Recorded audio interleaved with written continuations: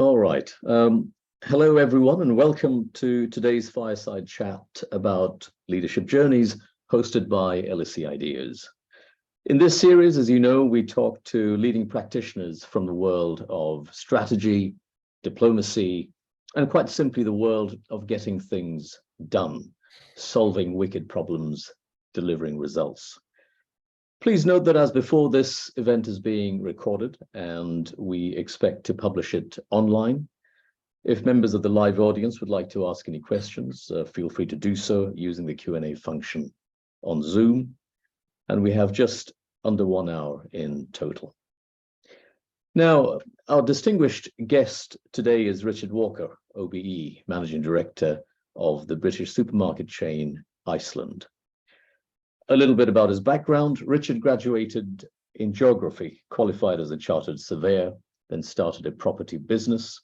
In 2012, he joined Iceland Foods, taking up his current role in 2018. Richard is an environmentalist. He has led Iceland's sustainability initiatives, such as the removal of palm oil from the company's own label range in 2018, the pledge to eliminate plastic packaging, again from their own label range, and the pledge to publish a full plastic footprint of the business. He's a trustee of Iceland Foods Charitable Foundation and of the conservation group Fauna and Flora International. There is a whole lot more to say, but I will stop here for now and welcome Richard. Richard, welcome and thank you for joining us here today. No problem at all. Thank you for having me.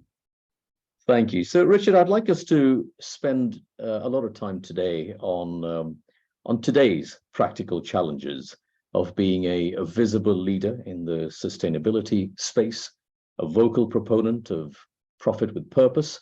But before we get there, I'd like to get a sense of your journey, the leadership journey over the last 20 years or so, before we come to the present day.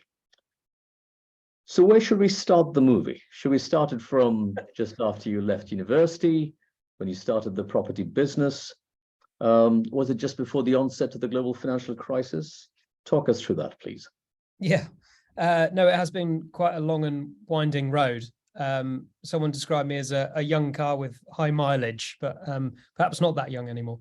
But yeah, after Durham, after graduation, I did quite a bit of traveling once I'd secured a job to come back to, and that obviously gave me a better outlook and wider experience. We sort of did something actually would be very difficult to do now. We went across Russia on the Trans-Siberian Express and down through China and Tibet and Southeast Asia and all different areas. And obviously that broadens your horizons. It gives you a bit more of a global outlook. But after about 6 months, I did come back and I got a position on the graduate scheme at Jones Lang LaSalle, as it was then called, in West End Investment in London. So I didn't really know what I wanted to do when I left university, but I was absolutely adamant I didn't want to try and emulate my dad, who started Iceland with my mum in 1970 and obviously had already grown it into a huge success story.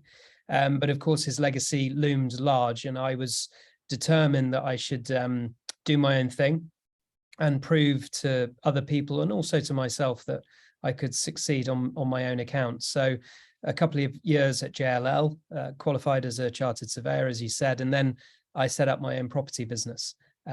Firstly in Poland, based in Warsaw, and latterly in London. And why Poland in particular?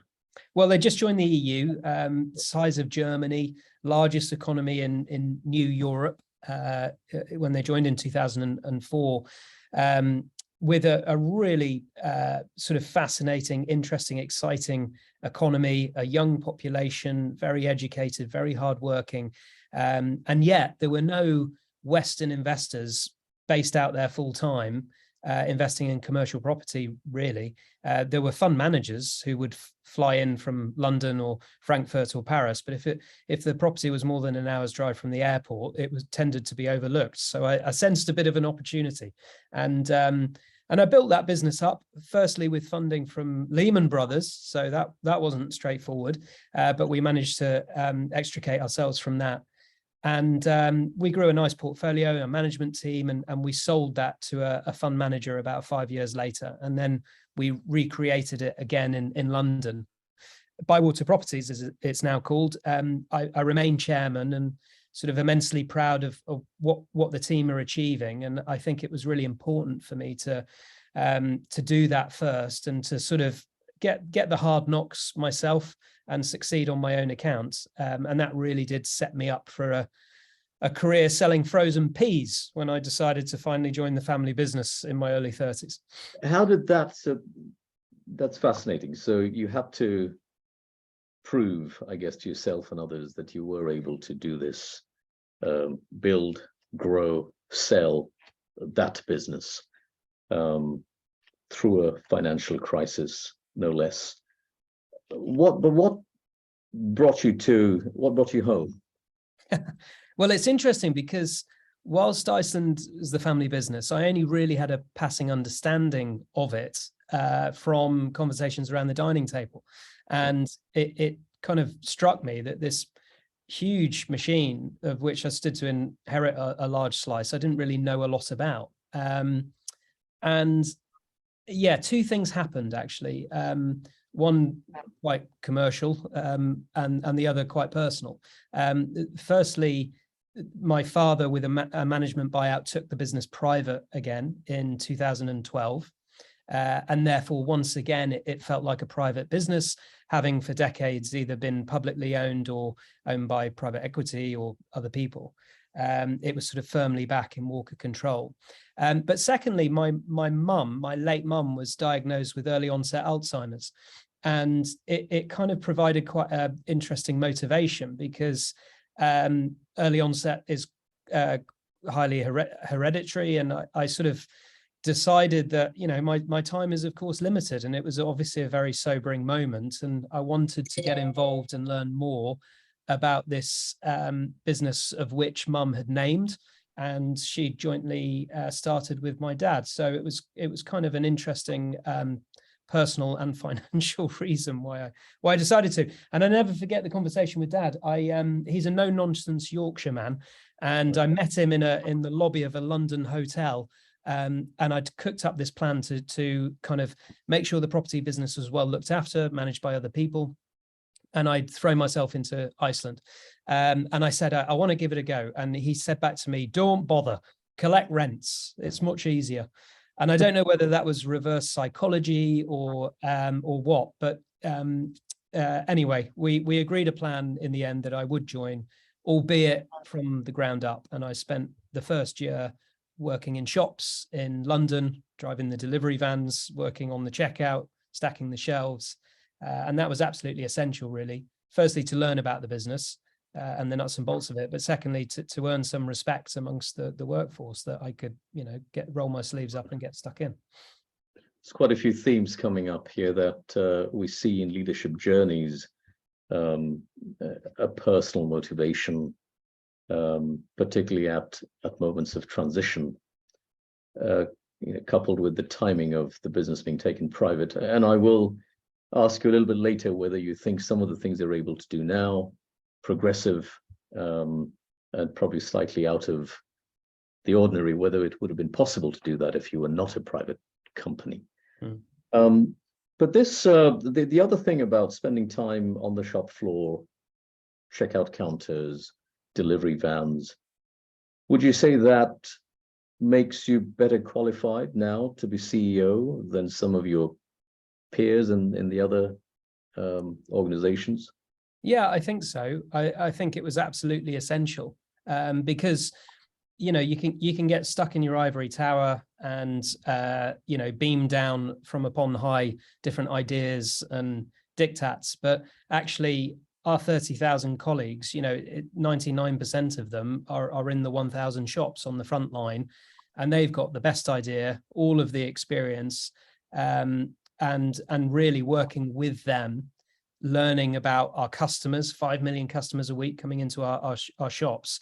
It was essential, and it has served me very well in the 10 years since, to always think back and be able to kind of route any decision making in terms of what our colleagues and our customers are thinking.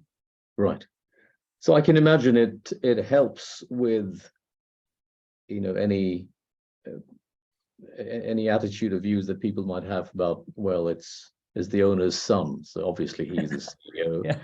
But how about the other prejudice, if you like, age? Do you think that works against you, being so young? Yeah, I mean, look, I am the boss's son, and I think it was so important to do my own thing for over a decade. Like I said, to prove to myself and to others. But I remember speaking to Lord Wolfson about this, who's the boss of Next, and his dad was chairman for a time. I think Simon was the youngest CEO of a FTSE 100 business, something like, he was appointed something ridiculous like age 29. But he quietly and humbly gets on with the job, and I think that's probably the best thing. There'll always be the naysayers, and there'll always be people who think I got a leg up, which of course I did. And I think it's important to recognize that, but also to know that, yes, we're a private family business, but there's absolutely no way that my role is predetermined. I mean, if there are better people to do the job, then they should do it. And I'm always acutely aware of that. Now, we'll talk about your time as CEO, but I think the Brexit referendum happened before that. Is that right? Yeah. So, oh, golly, yes, it did. Yeah, it was a long June, time ago. That's right. Yeah. June 2016. I think you weren't CEO at the time, but you were a supporter of Brexit, and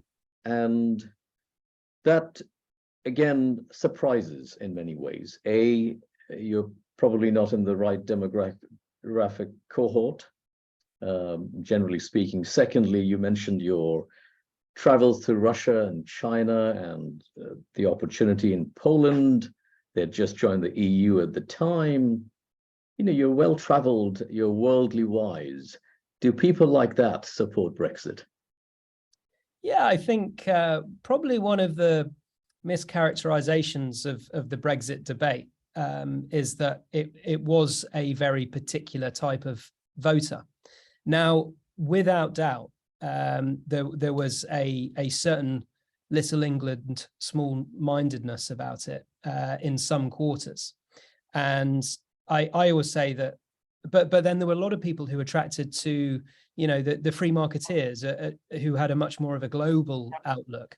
If you look at our current Prime Minister, he was a staunch believer in Brexit, or indeed Lord Wolfson at Next. And if you think of their global supply chains and trade across the world, sometimes it can be surprising. And I think you had some people who wanted to pull up the drawbridge, but then you had global outlook, pro-immigration, pro-trade Brexiteers who could see the opportunity. And I think the other interesting thing that I've noticed is that a lot of successful self-made entrepreneurs, such as my dad or Lord Bamford from JCB, or there's the list is as long as you can think of. Actually, a lot of them voted Brexit.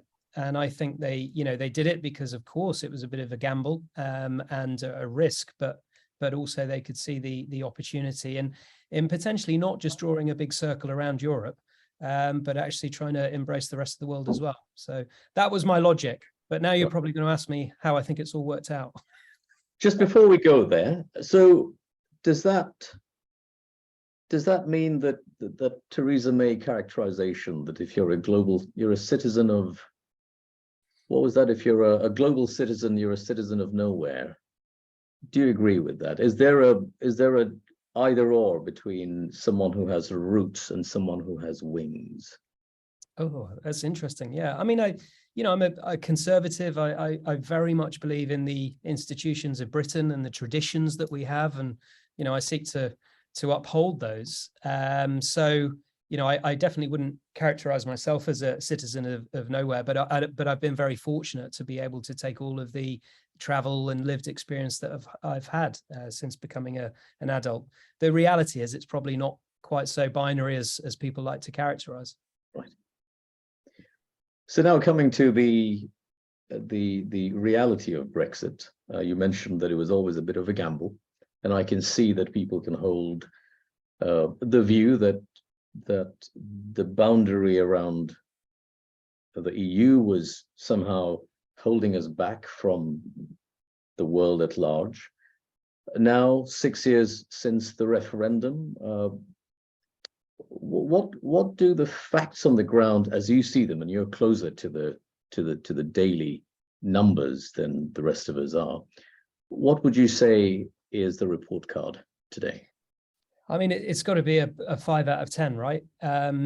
We've had many externalities and headwinds that we've had to face since. Obviously, the global pandemic, the war in Ukraine, and now global inflationary pressures.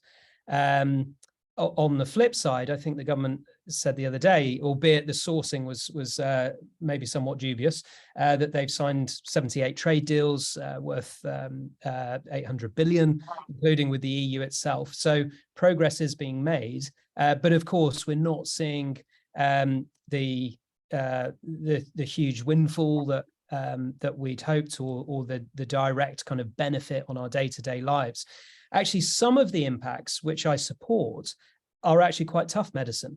So if you look at HGV drivers, for example, of which, of course, we pay many, the uncomfortable reality was that we and every business in Britain was overly reliant on cheap Romanian, for example, HGV drivers, where we could pay less and also, not have the facilities to look after them properly here.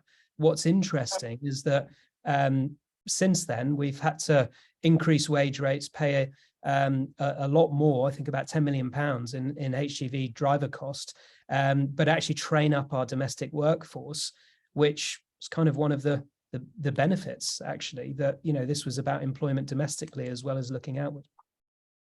Right.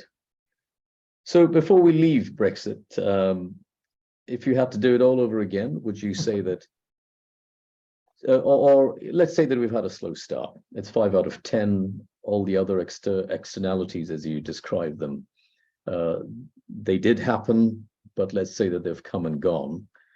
Do you hold out hope that it could get to 10 out of 10, or do you think that it's a project that we should not have embarked upon? No. I mean, absolutely, I'd do it again.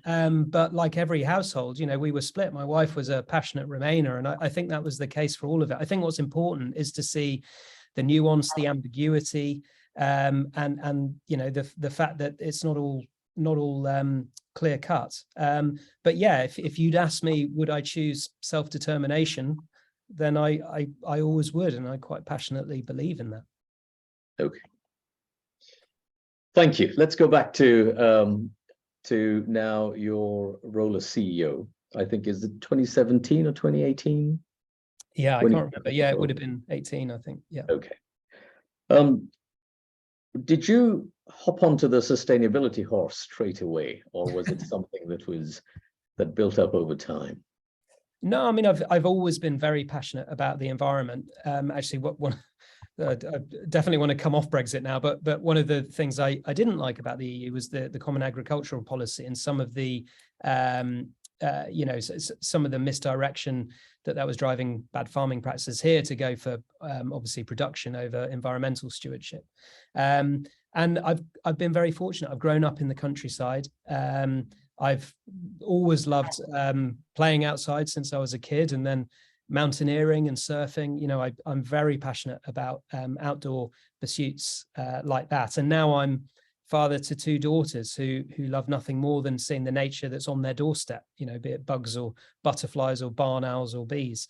And that's that passion has always been there and has been very deep rooted. And I've always been quite an activist. I mean, I've been a Greenpeace member since my 20s. My dad has been a long-term Greenpeace supporter. And actually, although he wouldn't describe himself as an environmentalist, Dad in his own way has been quite one for a long time. Iceland was the first retailer in the world to ban genetically modified ingredients from our own label products way back in 2000. In fact, he invented the phrase Frankenstein foods.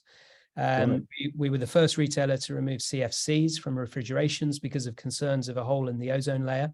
That's one of the few positive environmental stories, because of course the hole in the ozone layer is largely been filled.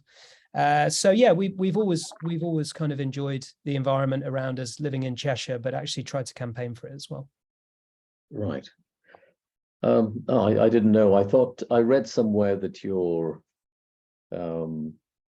was it a quote from your dad? Stop trying to save the world. Yeah.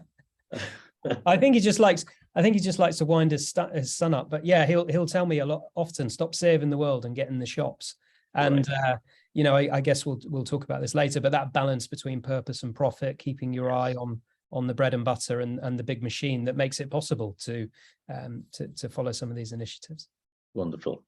So that orangutan, that Rangtan Greenpeace video with the Emma Thompson voiceover. Yeah. What led to that association? How did you decide that you were going to lead with that Christmas? Well, like I said, I'd been a Greenpeace member for a long time, and I was always quite close to the organisation and to John Sovan, the late chief executive. Not late chief, he's still alive, but he stepped down last year. And he helped us looking at palm oil and looking at some of the impacts of palm oil. But actually in 2017, I flew out to West Kalimantan in Indonesia to have a real proper look at the issue firsthand, as opposed to sort of being the Westerner preaching about an issue that I didn't have firsthand experience of. So it was very important to go out there to see the issues, both sides of the coin. And we've been speaking to Greenpeace for a long time. And then they showed me this ad in early 2018, which they just put out as a small campaign cartoon. But the first time I saw it, I cried, you know, I mean, it was so emotive and powerful. And I thought if we could have that as our Christmas ad, it would firstly knock John Lewis's socks off the water and, you know, be the absolute best Christmas ad ever. Highly controversial and unusual because there was no products, no prices, but also it would really help raise awareness on what I thought was a really important issue. What was the technicality on which it was not allowed to air? I don't quite understand that. Yeah, so it was banned from being shown on terrestrial TV by Clearcast, who are the regulator, and they deemed that it was political, and obviously not allowed to show political campaigning that being registered for it. So, and that was because of its association with Greenpeace. But we thought we'd done enough in terms of debadging any reference to Greenpeace and making sure that this video, which had previously been a fairly small campaign, was very much an Iceland's Christmas ad, which I thought it was. And actually what was strange is that we were speaking to Clearcast for over a month, and I was really quite confident that we'd get it cleared, and it ran all the way through to October. And then all of a sudden they did an about turn and said no.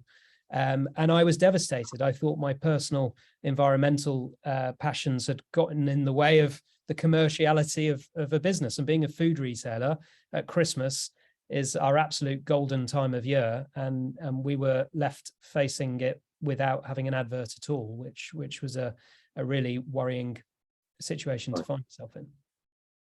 So were you surprised by the reaction to it on both sides, those who feel it's too political, and then perhaps those who feel that it doesn't help the cause because it doesn't perhaps take into account the communities and the fullness of the system within which plantations occur? Maybe I'll ask you a different question first. Do you think there is such a thing as responsible palm oil production? I think there is, and there are certainly growers and producers out there of genuine sustainable palm oil. The problem is it's not readily available on the mass market. And for a large food retailer like us, who's manufacturing in large volumes, it's just not available in the quantities that we need. So we were very mindful of the nuance of this debate, and very careful not to use words like boycott. Because I was acutely aware, painfully aware. I read geography at university, just transition. I was acutely aware that, you know, as the kind of rich Western businessman saying what should or shouldn't happen, there's of course two sides to that story. So what I was keen to do was raise awareness and talk about the issue. And one of the things I'm proudest of is that when we said our ad's been banned and we put it out online, I had no idea it would go viral, but a bit of serendipity, people started retweeting it. It's actually now become the most watched Christmas ad of all time, and it's had almost 100 million views. So it's done exceptionally well. But actually, the thing I'm proudest of is that Google searches of the phrase palm oil went up 10,000% after the video went out. And I think, you know, what we wanted to do was talk about it, talk about the debates, tell our customers about it who weren't aware of the issues, but were very passionate about, you know, trying to avoid rainforest deforestation if they could. So, you know, I do think it was the right thing. I'm fully aware that there's other sides to the story. And when genuinely sustainable palm oil, no deforestation, no exploitation of local people, and no peat swamp drainage is available on the mass market, then we would welcome it. Right. Did you do you find yourself having to talk about or think about the concept of a just transition where, you know, perhaps there needs to be financial assistance from the developed world towards the developing world, where some of these transitions will uproot local communities without other options at this stage? Do you think it's something that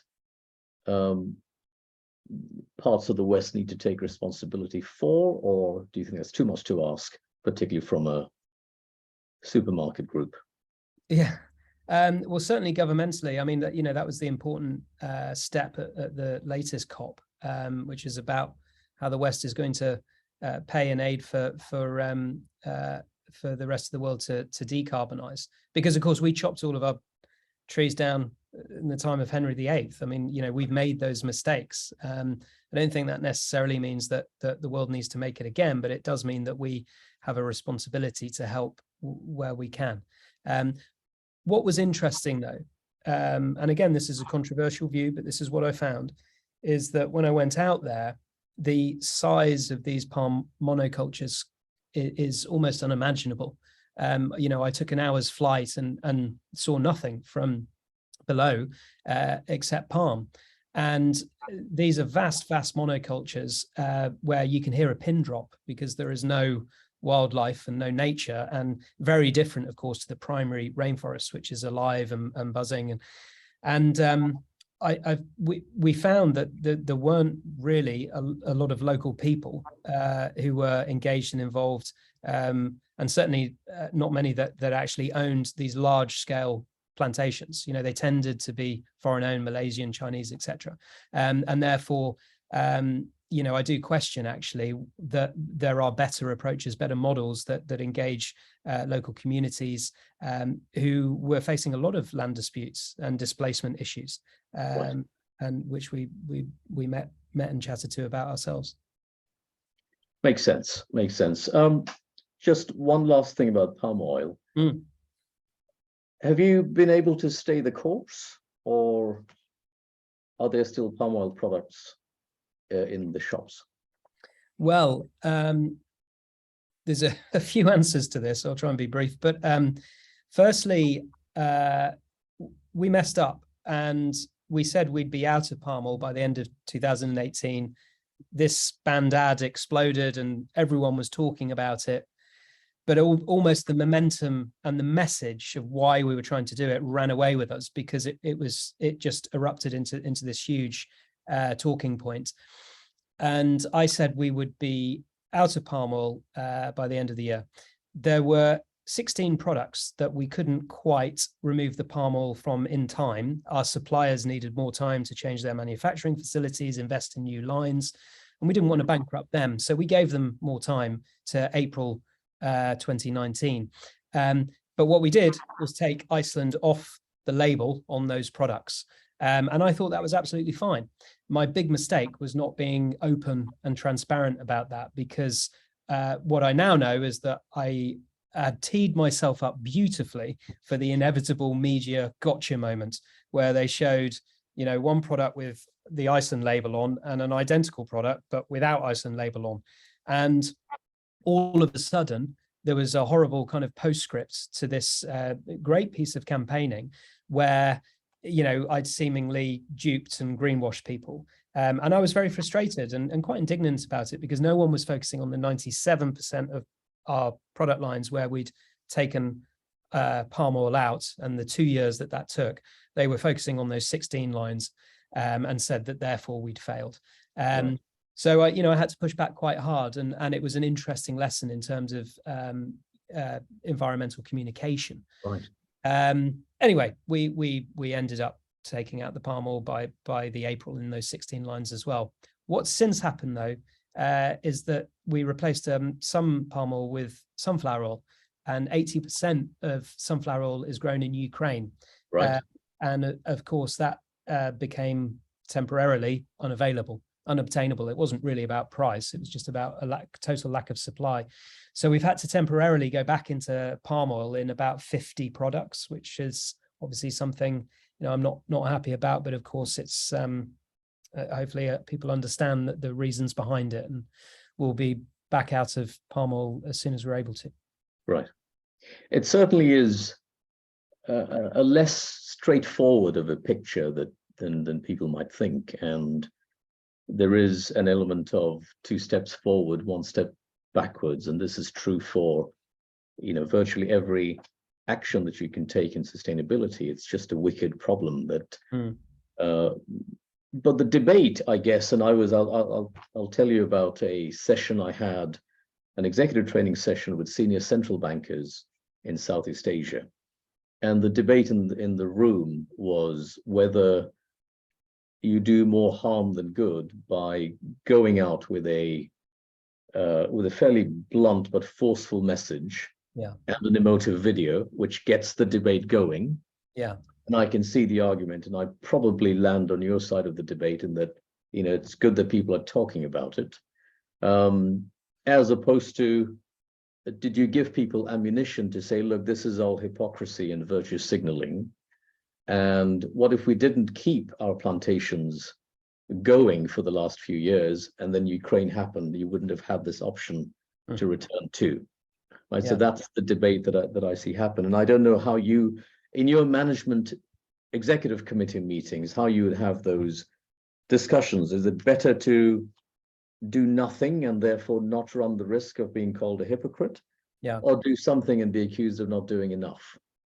Yeah, exactly right. And that's the ultimate question, isn't it? And such an important one to keep asking yourself. And I think the answer is it depends. So we were frustrated with a lack of progress from the RSPO, the Roundtable for Sustainable Palm Oil, and thought that the best way to raise awareness was this very blunt instrument, as you said, and to come out of it and to call for change from the outside. We had been a member of the RSPO, but we withdrew our membership because we weren't happy about the lack of progress. If you look at something like soy, which arguably is even more of a problem, and certainly more of a wicked problem in terms of the technicalities and the 2 sides to the debate.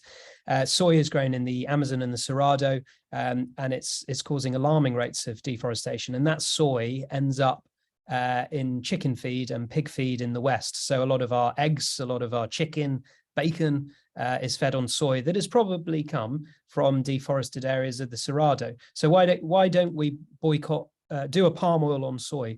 And the reality is we can't. And we, for lots of reasons that I won't go into now, but we've just decided that in that instance, the best way is to be a signature to the Cerrado Manifesto, to push and lobby the Brazilian government as best as we're able to, with other signatures, to call for change, and to be a member of the Roundtable for Sustainable Soy. Right, I see. Before I go to my next question, I see in the question box there's a couple of questions. Let me take one of those. From A. Packard, question from Mr. Walker. Does he think farmers as primary producers should get a better deal from the government, given that food security is becoming more critical, both in terms of supply chains and costs overall? Does he think farmers should get a better deal? Yeah, I mean, it certainly has been so tough on the farmers. Things like pig farmers. You know, I've got a personal friend. His family have been pig farmers for 2 generations, and they've just shut the farm. And it's a lot of it is due to kind of external pressures. But you look at the subsidy models, and I think some farmers do feel shortchanged. Potentially going back to Brexit, what they were promised in terms of the replacement of those subsidies from the EU, which, as I referred back to originally, I don't think were right or driving the right behaviour anyway. But when Michael Gove set out his vision for a reform of UK farming to focus on biodiversity, to encourage better farming practices and promoting, you know, better stewardship of the land, I think that was absolutely the right ambition, and I hope that the government will continue with that. There was a bit of a wobble with Liz Truss. I think if you look at Rishi, he comes from probably the most rural out of all of the English constituencies in North Yorkshire. He's got a lot of farmers there. So he does understand the need for reform, but also the need to be better stewards of our landscape. We've lost 50 million birds over the last 20 years in the UK. We've lost half of our wildlife, and a lot of that is because of the intensification of agriculture. And therefore, if the soil is getting worse in terms of the quality, some people say we've only got 40 or 60 harvests left, and therefore we urgently need to take better care of the land around us. And I think the government has a role to play in that, and business does as well, of course. Right, thank you. Plastics. I was at the G20 in Bali, and when you were talking about your visit and palm oil plantation, I was thinking of, actually, there's a green bond that was issued a few years ago related to a sustainable rubber plantation in Indonesia, which I'm told now has been withdrawn because it turns out that they were going to deforest a forest in order to create a patch of land for sustainable rubber plantation. Yeah. Again, reality is very complicated in many ways. But at the G20 in Bali, we were part of this Ocean 20 platform, which the World Economic Forum is also involved with that. It's a platform for collaboration on the health of oceans. We, as you know, take too much out, overfishing, and we put too much in, plastics. And how do you deal with that? And what's the role of private capital, that sort of stuff. You've made some pledges around plastics. Would you like to talk through those?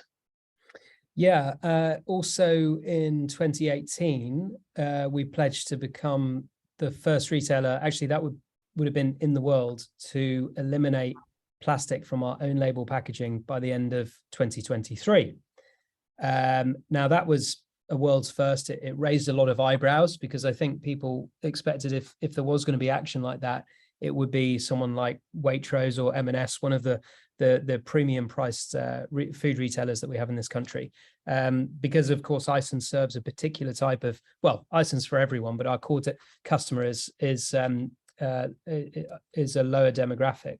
And therefore they don't have a lot of money to spend. They might only have 25 quid a week to spend on food to feed their entire family. They care about all these issues, palm oil and plastics and the like, but they can't necessarily afford the luxury of being able to afford to pay more for ethical products. But we were determined to do it. And a bit like when Dad signaled his intention to get out of GM food 20 years earlier, a lot of people raised their eyebrows and said it's technically impossible, or it's not necessary because we just need to focus on recycling and be better at recycling. The whole industry was kind of misdirecting the debate by saying that we need to recycle more as opposed to produce less plastic. But I passionately believe that actually what we need to do is turn off plastic production at source. We've become hopelessly addicted to this miracle material. And now we can't seem to not wrap it and bag it and coat it in absolutely everything. And we become blind to it. You know, it's something as momentary as a plastic bottle where you might drink the water in 30 seconds would last for 500 years. And of course, plastic in the ocean, as you'll know, is a pernicious problem. It breaks down. It interrupts the ocean's ability to sequester carbon.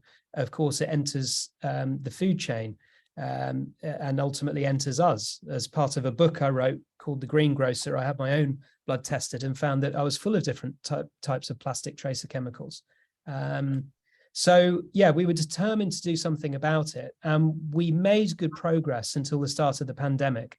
We'd reduced our total plastic tonnage by 29%. And then COVID hit, and many people, myself included, wanted the pre-packaged sterile convenience of plastic and didn't want to forage through loose fruit and veg, for example.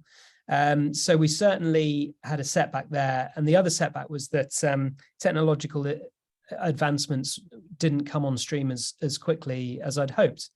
So actually the amount of plastic through the pandemic went up, and we started to reverse our progress that we'd worked so hard to achieve. Fortunately, we're back on track now. We're on track to reduce by 40% this year, and then we'll be over 50% next year. But of course, that's not 100%, which is what I pledged. And therefore, what do I think? Well, I think I was absolutely right to fire the starting pistol, because until then, my industry wasn't focused on plastic reduction. Everyone was talking about recycling. And actually, it did help to kickstart a wave of corporate action from other food retailers, other institutions all over the UK.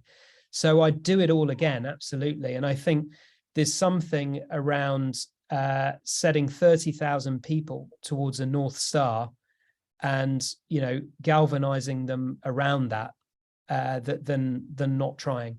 But it's been an interesting journey, and certainly a much harder journey than we originally thought. Would you say you are leading the industry? Are other retailers making commitments, or do you think they need to do this just to keep up with Iceland in the PR world? There was certainly a lot of that originally, because we definitely caught people unaware. Like I said, there was quite a few raised eyebrows and surprises. And I think initially there was a lot of kind of greenwashing, you know, a lot of sort of sustainability stores to great PR fanfare. It turns out it's just one store and it's just one section at the back where there's loose nuts that you have to bring a container of your own to fill up, and it costs more and it takes more time, and there's more food waste. You know, in terms of genuine kind of progress, in the first year or two, there wasn't. But actually, every retailer is doing great things now. And I always try and applaud on Twitter. I always try and, you know, give people credit where credit's due when they do, you know, new initiatives that genuinely make progress on this issue. It's not the biggest environmental issue we have, but I think it's an important issue. Certainly as a surfer, I've noticed that the beaches and the oceans are littered with plastic. And I know that as a supermarket, I'm causing the problem, because the British supermarkets are responsible for 1 million tons of plastic waste every single year. Do you think because you're privately owned, you are able to provide that leadership to the industry that others may not be able to, because they feel rightly or wrongly that they have a fiduciary responsibility to shareholders that need to be profit and profit only, as opposed to profit with purpose, which is, I think, how I just saw in my notes, I wrote profit with plastic, which is clearly a Freudian slip. Profit with purpose. Is it only possible? Less plastic. Yeah. Is it possible because you're private, and therefore do you have almost a responsibility to lead? Yeah, I think we're at our best when we're agile, and we're kind of we're a speedboat, and we can turn quickly, we can be responsive. But the other big difference between perhaps a publicly owned company is that we can be very long-term in nature. Now, Iceland's been publicly owned, but the deep frustration from my father at the time was that you're only judged on next quarter's profits. And that really is the kind of driving motivation that permeates all of the decision-making throughout the whole organization. What's lovely now, without any outside equity, is that we really can, be long-term in our thinking, but we've got a great phrase, we call it long-term greedy. If we make the right decisions now, if we invest now, I think it will pay dividends in the future. And I often quip that if I was the boss of Tesco, I'd have been sacked for saying we're going to get out of plastic, because in the short term, we're loading up more costs, more expense onto our products, and not passing that cost on to our consumer. But it was the right thing to do. And I think long term, there's a whole new generation of customer that is looking to associate themselves with brands that stand for something. Right. So yes. However, I'm not arguing for entirely privatization of all businesses, because it suits the few, not the many. But I think the point here is that whatever type of capital you employ, it needs to be long term in nature. And it's quite interesting. Warren Buffett doesn't split his shares, and therefore they're very expensive and not readily tradable. And when you consider the average tenure of the FTSE 100 is about 27 seconds, I don't think that person or computer, obviously, is in the faintest bit interested in CSR, ESG, and what they're doing on plastics and palm oil and everything else in between. Right. I have lots of questions left, but before I do that, I know that my colleague from LSE, Marta, would like to ask you a question. Marta, would you like to come on camera and ask the question, please? Thank you, Lutfey, and thank you, Richard, very much for this discussion. So, kind of continuing on the topic of profit and purpose, and thanks so much for talking about it a little bit more. And I know you covered a part of my question in a way, but I almost wanted to re-ask it and, ask what is the role of the corporate sector and in this Iceland in alleviating some of the key challenges that we're facing now. And, if you do decide to contribute, how do you almost choose? Because, there are, local, national issues, and there are also more global issues, like we're talking about sustainability, but then there is also food insecurity, or even the cost of living crisis that we're living in now. So of course there's, we can't save the world, through one initiative or one contribution. So I suppose I'm asking, what is the role, and how do you actually choose to meaningfully be able to contribute? Yeah, I think we've moved on now from the Friedman doctrine that a business is purely there to provide for its shareholders. Actually, if you look at Iceland, we're a business that is seeking to make profit for its shareholders. But I say this as a shareholder. We're many other things, and I think that realization has kind of bled across the corporate sector now. We're a community, a taxpayer, an employer. We give tens of millions of pounds to charity. So we're many different things to many different stakeholders. And I think having that awareness of the kind of vast ecosystem that your enterprise employs is so important. You're right, though, we can't do everything. Interestingly, latterly, I'd say over the last year, we've become more known for cost of living initiatives, given the customer demographic that we have, giving interest-free ethical microloans to customers so they can buy food, giving 10% off or to over 60s, to giving the poorest pensioners in the UK £30 vouchers, all in partnership with different organizations. And I think it's just doing what you can where you can. I talked about deforestation in Brazil and how we're not going to solve that, and we know that. But I just think being aware of your impacts, seeking to reduce them where possible, but then sharing what you learn with others is the template. And being honest, we are not a sustainable business. We're far from it. We're a high volume mass market food retailer subject to many, many contradictions, but we're a good corporate activist, and we can pick issues and really kind of get people talking about them as well. Thank you, Richard. Thank you, Marta. What you can, where you can, and be honest. So two last questions for you, Richard. One, just to finish off on this theme. Do you think we're now, you said we've moved away from the Friedmanite view that a business of business is business and nothing else. Are we now in the, and so if that was, Star Wars, has now the Empire struck back, and therefore we need a return of the Jedi, because there seems to be backlash against ESG. Yeah, definitely. Do you feel that? Absolutely. We're not entirely masters of our own destiny, because we have a publicly traded bond. We do have some debt, and therefore we do have to give presentations. Up until a year or two ago, ESG was becoming more and more important.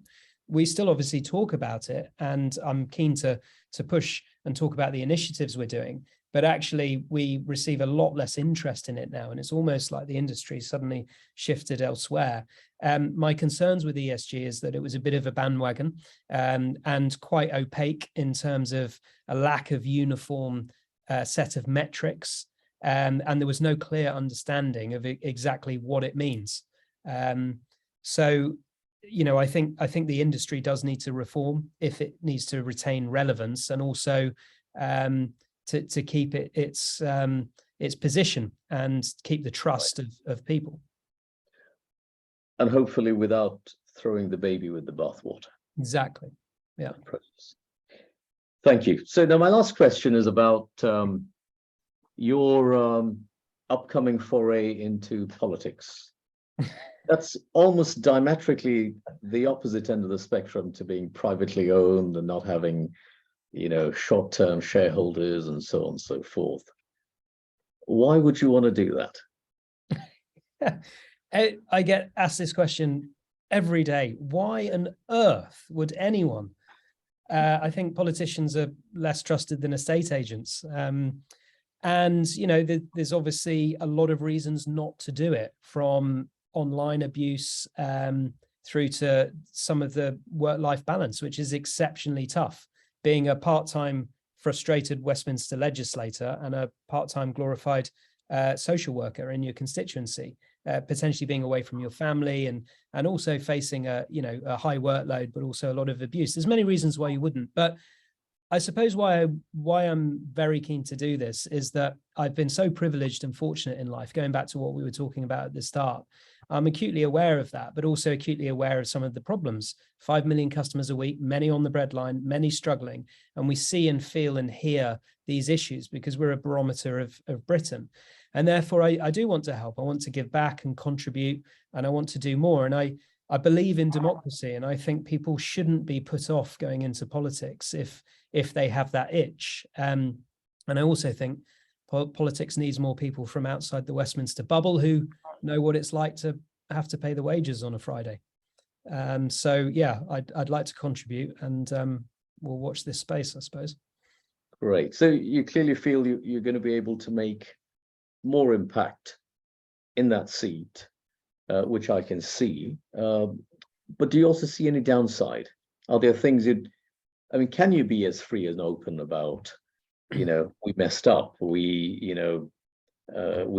fell short of our target, that sort of stuff? Can you actually even go there when you're having to be elected, re-elected? There's the tabloids to pander to, etc., etc. I did a show last night actually called Peston on ITV, and it's the first time I've ever been on as the conservative voice as opposed to the token businessman. I've always enjoyed going on Question Time as the businessman and saying what I think. This was a different ball game. There was a party line to toe, and it is more difficult. But I suppose, I always want to remain authentic and just say what I believe as much as possible. And I also think that we need to find time for more meaningful conversations and respectful conversations as well. And, the problem fueled by online and social is that we become so binary and so tribal so quickly that we've kind of forgotten how to have those conversations. Wonderful. But thank you so much, Richard. This has been a real treat for you to share your leadership journey with us and to be so candid about the challenges as well as the successes. So we wish you all the best. Thank you again, and I hope to see you sometime again soon in London. Yeah, in person. That would be great. No, thank you very much for the opportunity. I've really enjoyed our chat. Wonderful. Take care. Bye-bye. Bye.